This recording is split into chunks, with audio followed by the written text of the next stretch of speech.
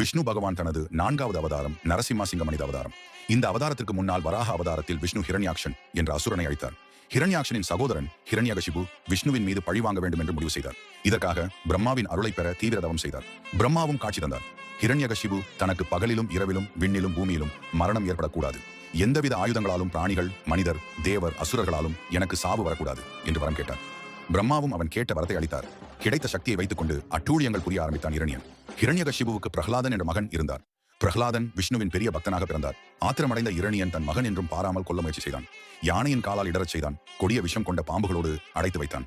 அவர் பிரஹ்லாதனை ஒரு மலையிலிருந்து தள்ளினார். ஆனால் விஷ்ணு அவர் உயிரை காத்தார்.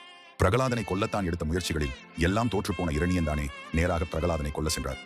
உன் பகவான் எங்கு இருக்கிறார் என்று கேட்டார் பிரகலாதன். இருப்பார், எந்த துரும்பிலும் இருப்பார் என்று கூறினான்.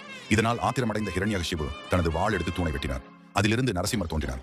நரசிம்மர் மனித சிங்க உருவம் கொண்ட தெய்வமாக இருந்தார். அவர் மாலையின் போது பகலோ இரவோ அல்லாத நேரம் தோன்றினார். அரண்மனை வாசல் படியில் உள்ளே அல்லது வெளியே அல்லாத இடம் தோன்றினார். தனது நகங்களை கொண்டு தனது மடியில் வைத்து பூமியிலோ விண்வெளியிலோ அல்லாமல் கொன்றார். இவ்வாறு நரசிம்மர் தனது பக்தனான பிரகலாதனை காப்பாற்றி அசுரனான ஹிரண்யகசிபுவை அழித்தார்.